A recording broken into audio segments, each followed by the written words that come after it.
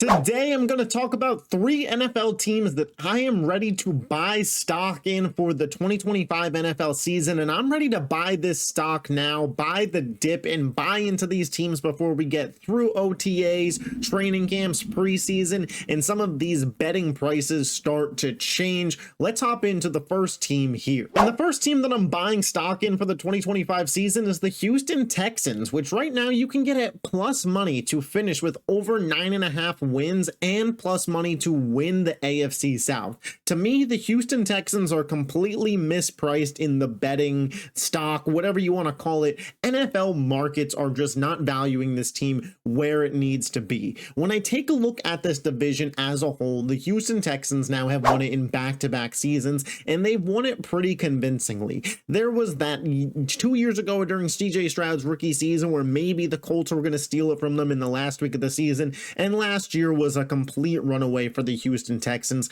despite some of the issues that they already had with offensive personnel and their offensive line. Now, obviously, when we talk about this team, the first thing I want to bring up is the defense, because I do think it is poised to potentially be the best defense in all of football next season. They may have the best edge rusher combination in Will Anderson Jr. and Danielle Hunter, who are both Pro Bowl Defensive Player of the Year caliber players based on the last 2 seasons, and Will Anderson Jr. is only getting better. You look at what they've done on the defense as a whole: Kamari Lassiter, Jalen Petrie, Derek Stingley, all drafted guys in their secondary that are really, really strong. They brought in a CJ Gardner-Johnson for this upcoming year. They have a really solid linebacking core, and D'Amico Ryans is at the front of it all. The defensive-minded head coach. If you are going to succeed in the NFL, your side of the ball has to be exceptional. And since D'Amico Ryans has taken over as head coach of the Houston Texans, they have had, no doubt, a top 10 defense in football. Last year, I thought their defense was one of the 5 best, and I think it's only getting better. And this season might be the best in all of football. And in a weaker division, having the best defense, and what I think we would all agree, the best quarterback in CJ Stroud over guys like Trevor Lawrence, Anthony Richardson, and rookie Cam Ward, is enough for me to be pretty certain that this team is going to win the division. Start to say some of these things out loud. One of these teams has the best head coach. One of these teams has the best quarterback. One of these teams has the best defense, and it's all the same team. That very much feels like a team that should be viewed as a really heavy favorite to win that division. Yet in the market right now, you can get the Texans at plus money to not only win the division, but over 9.5 wins. That's 9-8 is just one game above 500.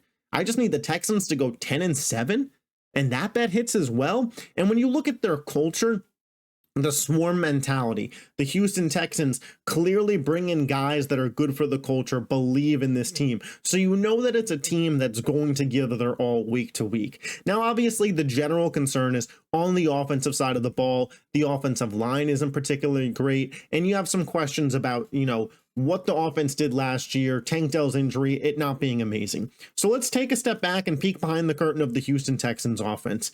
Last year, Bobby Slowick, an offensive line that's severely underproduced. Stephon Diggs, injured. Nico Collins, missed a chunk of time. Tank Dell, injured. All that to be said, they still pretty handily won this division. And now I'll agree that Tennessee and Jacksonville got better. But have they closed the gap on Houston? I think it would take a really strong year from Liam Cohen and the Jags offense to really catch up. And I just don't think the Titans have the personnel still quite to compete with the Texans last year.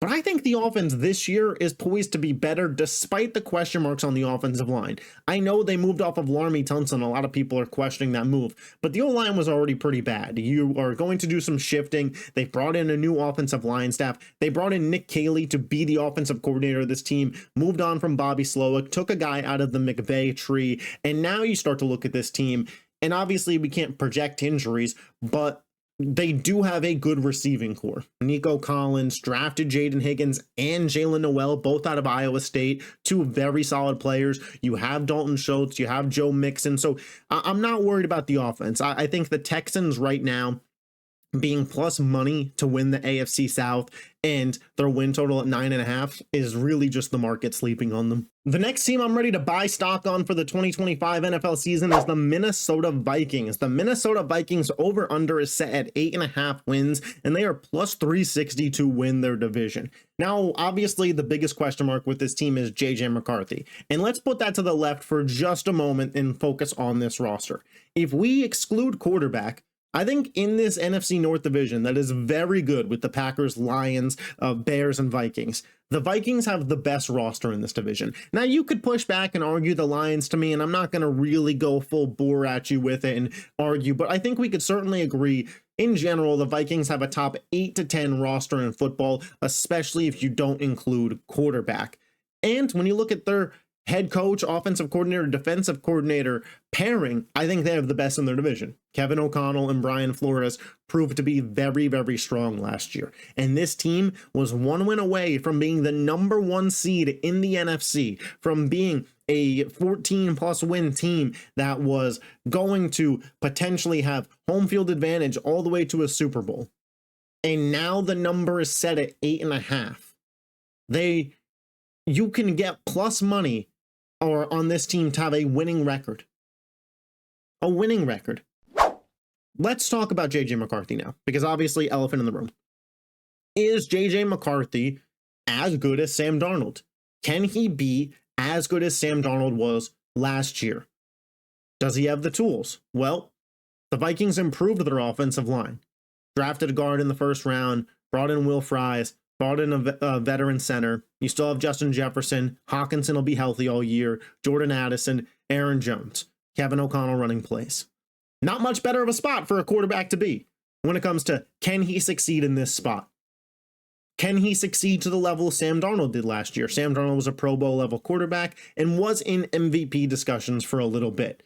But going into the season, a lot of people had kind of already written off Sam Darnold and viewed him as a below average quarterback. And when we talk about quarterback rankings now, you'd be hard-pressed to find any quarterback ranking with Sam Darnold in the top 10. Most have him outside of the top 15. He's somewhere in that 18 to 13 range. Let's call it that. I think that is a fair spot. Might even be overselling it.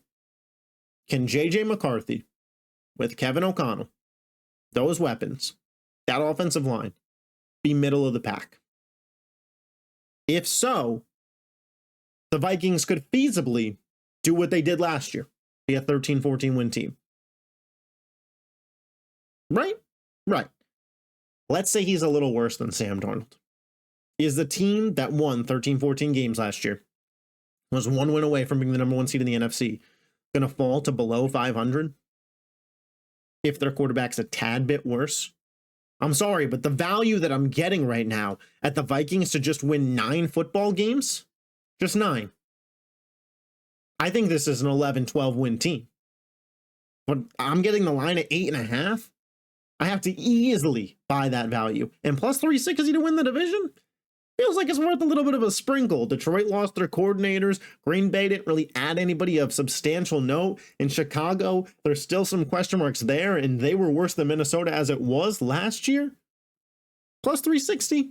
I'll take the sprinkle. And the third team on my list that I am ready to buy stock in is the Tampa Bay Buccaneers. This is a very similar argument to the Houston Texans, so I'm not going to spend all day on it, but they're plus money again at 9.5 wins, and they're plus money to win the division.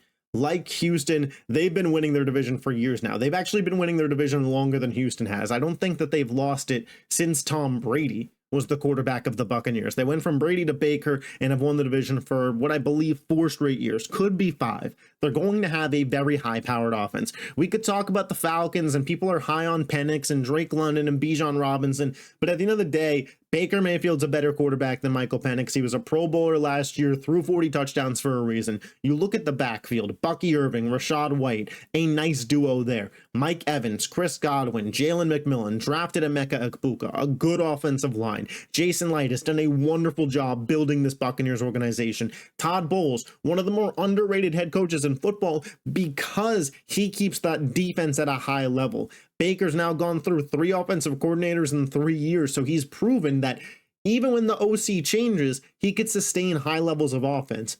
What Tampa has done in this division over the last few years is a similar domination, honestly, to what Kansas City has done since Mahomes has taken over. It just hasn't resulted in Super Bowls. But again, at the end of the day, in a division that is a soft division that could be the worst in football, New Orleans is going to be bad. They're going to be competing for the #1 overall pick.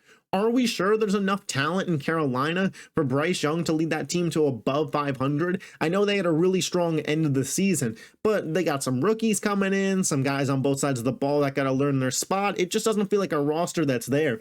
And has Atlanta shown you any level of competency and consistency over the last few years to really bet on this being their year? I just don't see it.